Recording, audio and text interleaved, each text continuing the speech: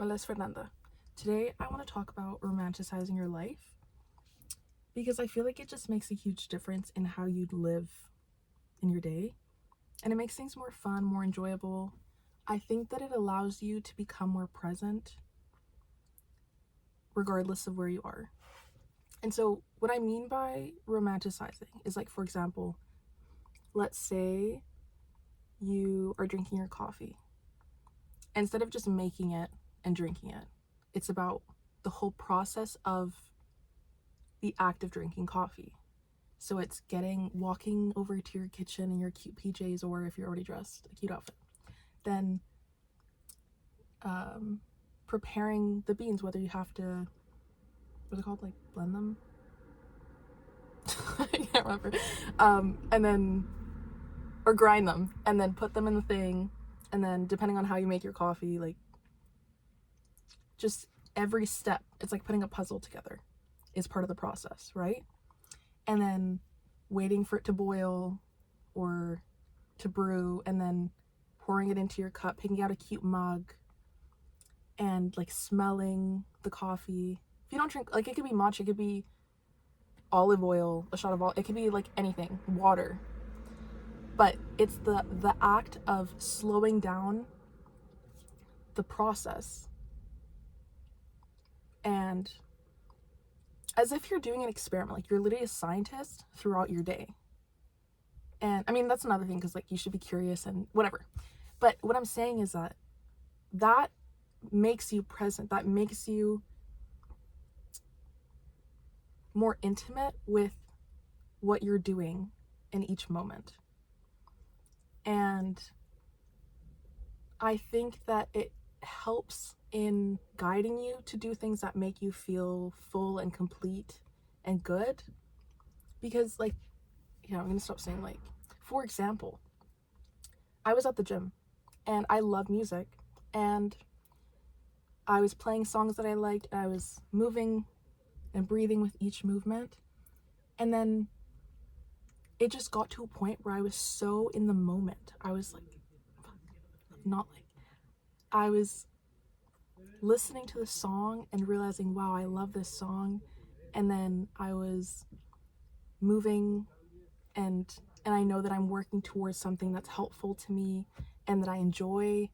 And then after, I was walking and reading, and I enjoyed that. And I had like classical music in the background, and it was just so enjoyable for me that I forgot about time. And I looked up, and I realized, wow, my time is up. It's time to go. And I think the point is to lose track of time. That's what presence is. It's about noticing the whole process of something, including how it makes, like, all the senses that are involved. What do you hear? What do you smell? What do you feel in your body? And it just makes it more special. And then when you think about, I had another thought when I was at the gym that was as if I'm preparing for my dream life. Not thinking I have to do all these things, I have to achieve all these things, I need to work to get here. But let's say it's like a movie scene. So here is you now. Here is you in whatever reality you want to be in. If in this reality you have a slow morning, and then you go to your office, your studio, or you go for a walk, or you make time to see your friends, you go out for dinner, and then you have some time outside to just be and read. And how can you transfer those actions that you think you need to be at a certain place to do them? How can you transfer them here now? So for example, if my dream life includes a slow morning where I get to go gym, and I make a cute little breakfast bowl, and I enjoy my coffee in the morning, and I journal, and I can do that now. And then technically it's still the same thing.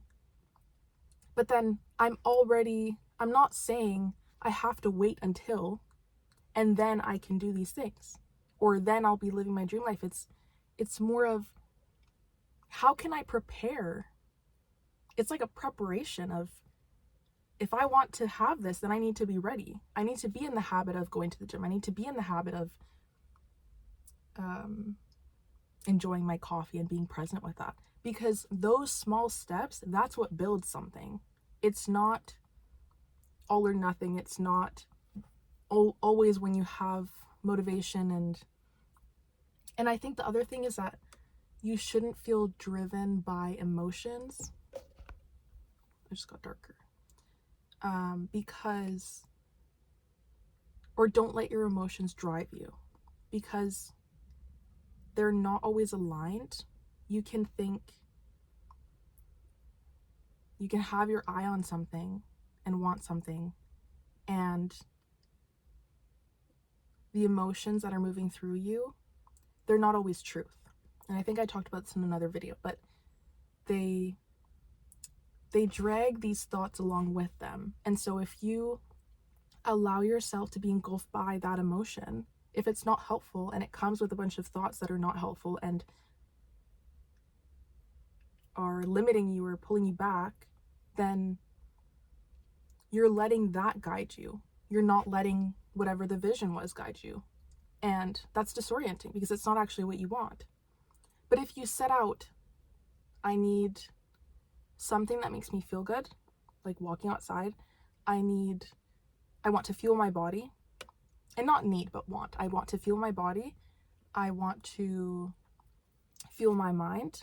Then you transfer that into habits. For example, reading, walking, and eating something fresh. And they're not big things. They're not impossible to do. And yet, if you had gone by, oh, I feel sad, instead of sticking with, I want to feel well, regardless of the emotion, I need to go eat breakfast, then I got distracted. What was I saying? Okay, if you felt sad, yes, and you wanted to go eat a burger, I mean, everything in moderation, but then you wouldn't be fulfilling that goal that you set for yourself that day of, I want to eat well, or I want to fuel my body. So let's say instead you eat your burger, and then later you eat a banana. Or opposite, you eat the banana first because that's fueling the goal that you had in mind, so then that's checked off. Then later, if you still feel sad, go eat your burger. And then you don't need to feel guilty because you're still working towards, like, if you think back to your day of the things that you did, you checked off all those boxes. Even if you only read 5 minutes, even if you only walked outside for 5 minutes, they're still checked off. And so at that point, it's not even about, what's the word? It's not even about keeping these high expectations for yourself of, I need to do all this so that I can be here. Or only when I'm here can I do all those things. No, you don't have to wait. You can do them now. And this ties into presence, because when you can actually enjoy them, when you can actually be with yourself while you're doing the things, then it no longer becomes a chore. It no longer becomes this thing that you dread or this thing that you need to do. It becomes something that you get lost in, that you lose track of time in. And that kind of presence is sustainable. It becomes something you crave. And eventually, it'll just become a habit, and you won't be guided by whatever emotions come up. You'll just know, oh, it's just something I do. I'm the person that goes for a walk in the morning, or I go out after I eat, or I'm the person that enjoys reading for 5 minutes before I go to sleep, or I'm the person that loves to just drink my coffee. And there's something special about that. And it's not about ignoring whatever's going on around you. It's just How can I elongate this moment right now? How can I enjoy it? And I don't have any complaints about being present. I don't have any complaints about romanticizing my life because it makes it feel special. And I don't think that we should wait for events or special things to make things special now.